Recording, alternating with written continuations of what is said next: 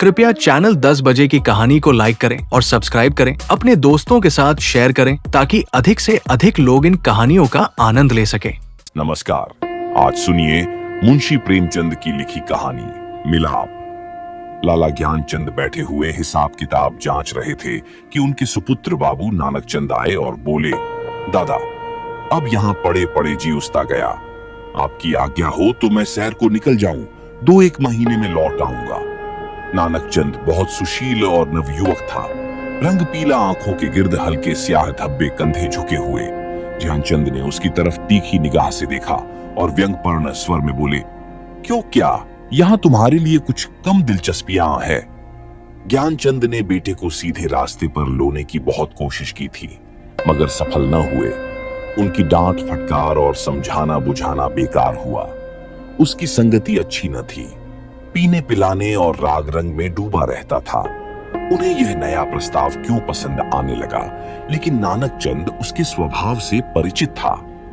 बेधड़क बोला, अब यहां जी नहीं लगता। कश्मीर की बहुत तारीफ सुनी है, अब वहीं जाने की सोचना हूं। ध्यानचंद, बेहरत है, तशरीफ ले जाइए। नानकचंद हंसकर, रुपये को दिलवाइए, इस वक्त 500 रुपये की सख्त जरूरत है। ध्यानचंद, ऐसी फिजूल बातों का मुझसे जिक्र न किया करो, मैं तुमको बार बार समझा चुका। नानकचंद ने हठ करना शुरू किया और बूढ़े लाला इनकार करते रहे, यहां तक कि नानकचंद झूंझला कर बोला, अच्छा कुछ मत दीजिए, मैं यूं ही चला जाऊंगा। ध्यानचंद ने कलेजा मजबूत करके कहा, बेशक तुम ऐसे ही हिम्मतवर हो, वहां भी तुम्हारे भाई बंद बैठे हुए हैं ना। नानकचंद, मुझे किसी की परवाह नहीं, आपका रुपया आपको मुबारक रहे। नानकचंद की यह चाल कभी पट नहीं पड़ती थी। अकेला लड़का था, बूढ़े लाला साहब ढीले पड़ गए। रुपया दिया, खुशामद की और उसी दिन नानकचंद कश्मीर की सैर के लिए रवाना हुआ। मगर नानकचंद यहां से अकेला न चला। उसकी प्रेम की बातें आज सफल हो गई थीं। पड़ोस में बाबू रामदास रहते थे। बेचारे सीधे साधे आदमी थे, सुबह दफ्तर जाते और शाम को आते, और इस बीच नानकचंद अपने कोठे पर बैठा हुआ उनकी बेवा लड़की से मोहब्बत के इशारे किया करता। यहां तक कि अभागी ललिता उसके जाल में आ फेनंसी। भाग जाने के मंसूबे हुए। आधी रात का वक्त था। ललिता एक साड़ी पहने अपनी चारपाई पर करवटें बदल रही थी। जेवरों को उतारकर उसने एक संदूकचे में रख दिया था। उसके दिल में इस वक्त तरह तरह के ख्याल दौड़ रहे थे और कलेजा जोर जोर से धड़क रहा था। मगर चाहे और कुछ न हो, नानकचंद की तरफ से उसे बेवफाई का जरा भी गुमान न था। जवानी की सबसे बड़ी नेमत मोहब्बत है, और इस नेमत को पाकर ललिता अपने को खुशनसीब समझ रही थी। रामदास बेसुध सो रहे थे कि इतने में कुंडी खटकी। ललिता चौंक कर उठ खड़ी हुई। उसने जेवरों का संदूकचा उठा लिया, एक बार इधर उधर हसरत भरी निगाहों से देखा और दबे पांव चौंक चौंक कर कदम उठाती दहलीज में आई और कुंडी खोल दी। नानकचंद ने उसे गले से लगा लिया। बग्घी तैयार थी, दोनों उस पर जा बैठे। सुबह को बाबू रामदास उठे, ललित न दिखाई दी। घबराइए, सारा घर छान मारा, कुछ पता न चला। बाहर की कुंडी खुली देखी, बग्घी के निशान नजर आए। सर पीट कर बैठ गए, मगर अपने दिल का दर्द किससे कहते। हंसी और बदनामी का डर जबान पर मोहर हो गया। मशहूर किया कि वह अपने ननिहाल और गई, मगर लाला ज्ञानचंद सुनते ही भौंक गए कि कश्मीर की सैर के कुछ और ही माने थे।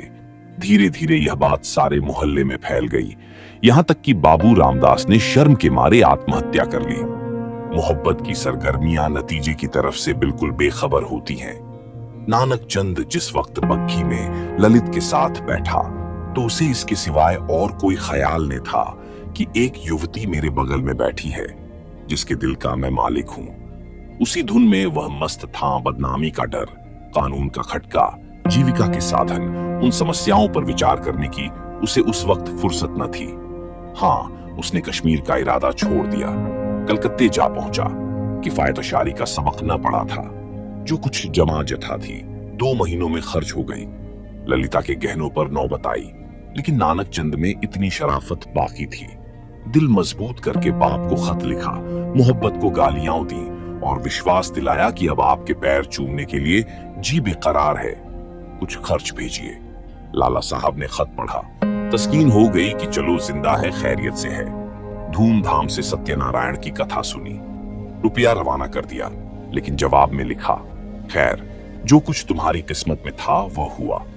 अभी इधर आने का इरादा मत करो, बहुत बदनाम हो रहे हो। तुम्हारी वजह से मुझे भी बिरादरी से नाता तोड़ना पड़ेगा।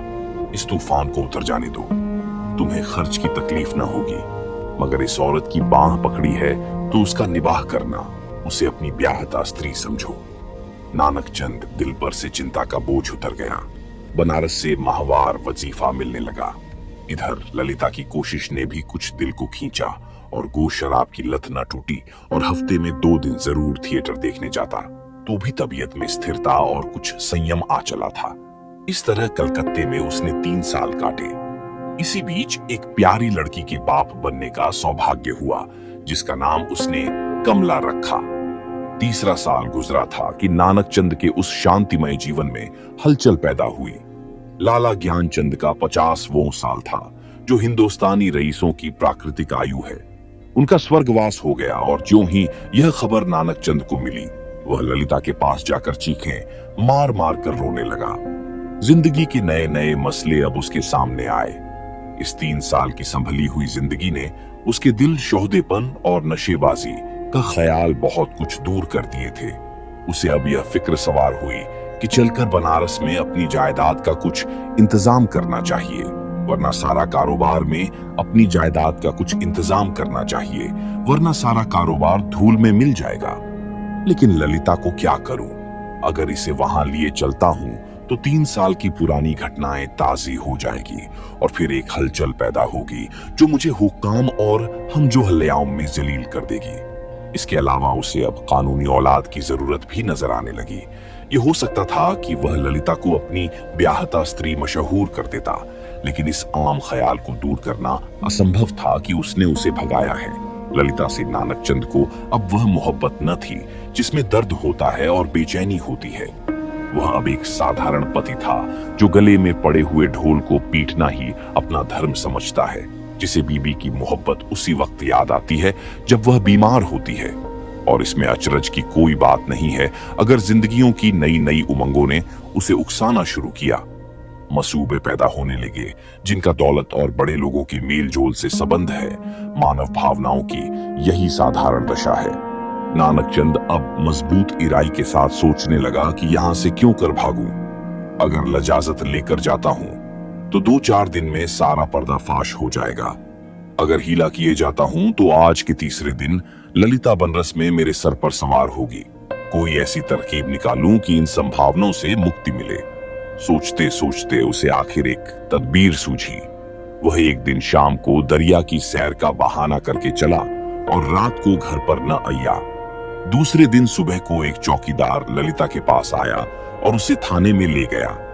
ललिता हैरान थी कि क्या माजरा है। दिल में तरह तरह की दुश्चिंताएं पैदा हो रही थी। वहां जाकर जो कैफियत देखी तो दुनिया आंखों में अंधेरी हो गई। नानक चंद के कपड़े खून में तरप तर पड़े थे। उसकी वही सुनहरी घड़ी, वही खूबसूरत छतरी, वही रेशमी साफा, सब वहां मौजूद था। जेब में उसके नाम के छपे हुए कार्ड थे। कोई संदेश न रहा कि नानक चंद को किसी ने कत्ल कर डाला। 2-3 हफ्ते तक थाने में तहकीकातें होती रहीं और आखिरकार खूनी का पता चल गया। पुलिस के अफसरा को बड़े बड़े इनाम मिले।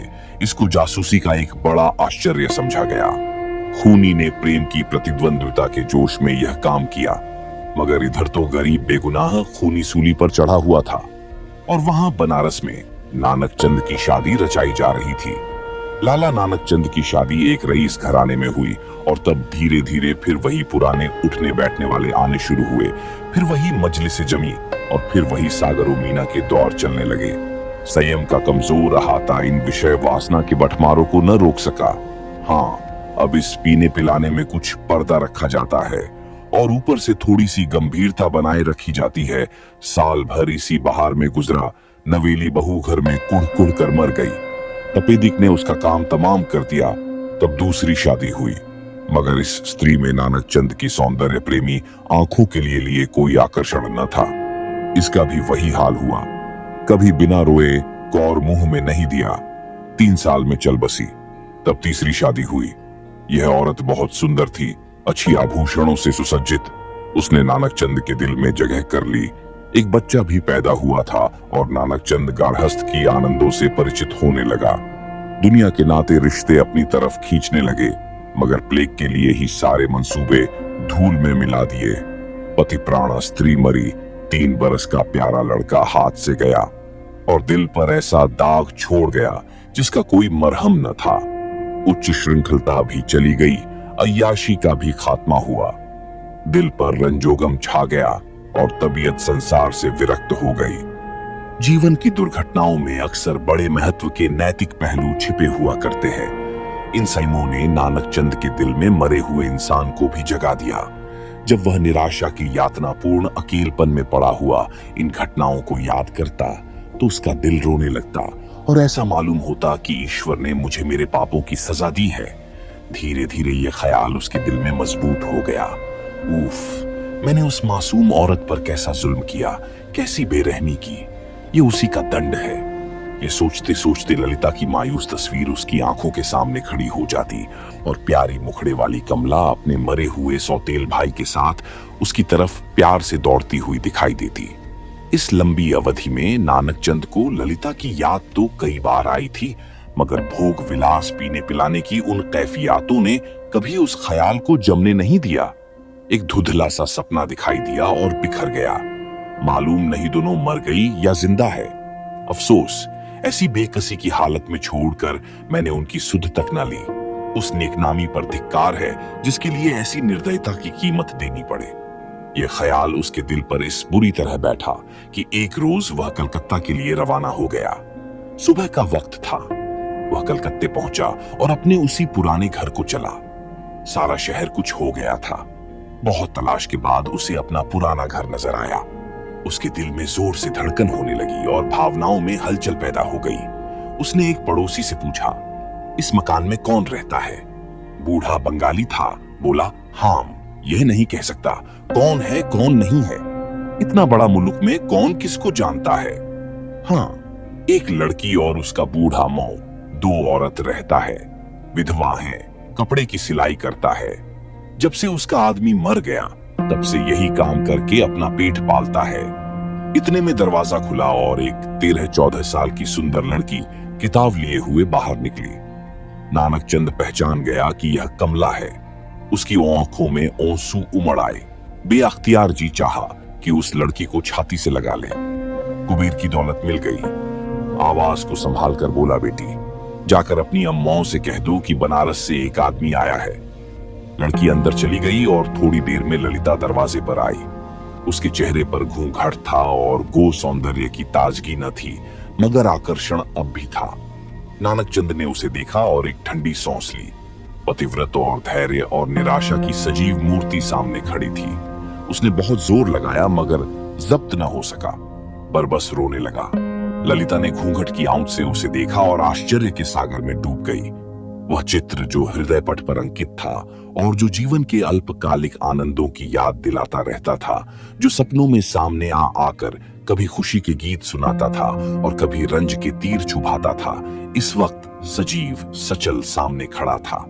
ललिता पर ऐ बेहोशी छा गई, कुछ वही हालत जो आदमी को सपने में होती है। वह व्यग्र होकर नानक चंद की तरफ बढ़ी और रोती हुई बोली, मुझे भी अपने साथ ले चलो।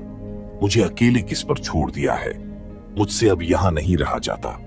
ललिता को इस बात की जरा भी चेतना न थी कि वह उस व्यक्ति के सामने खड़ी है जो एक जमाना हुआ मर चुका, वरना शायद वह चीख कर भागती। उस पर एक सपने की सी हालत छाई हुई थी, मगर जब नानक चंद ने उसे सीने से लगाकर कहा, ललिता, अब तुमको अकेले न रहना पड़ेगा। तुम्हें इन आंखों की पुतली बनाकर रखूंगा। मैं इसीलिए तुम्हारे पास आया हूं। मैं अब तक नरक में था, अब तुम्हारे साथ स्वर्ग को सुख भोगूंगा। तो ललिता चौंकी और छिटक कर अलग हटती हुई बोली, आंखों को तो यकीन आ गया मगर दिल को नहीं आता। ईश्वर करे यह सपना न हो। आप सुन रहे थे मुंशी प्रेमचंद की लिखी कहानी मिलाप। कृपया चैनल 10 बजे की कहानी को लाइक करें और सब्सक्राइब करें। अपने दोस्तों के साथ शेयर करें ताकि अधिक से अधिक लोग इन कहानियों का आनंद ले सकें।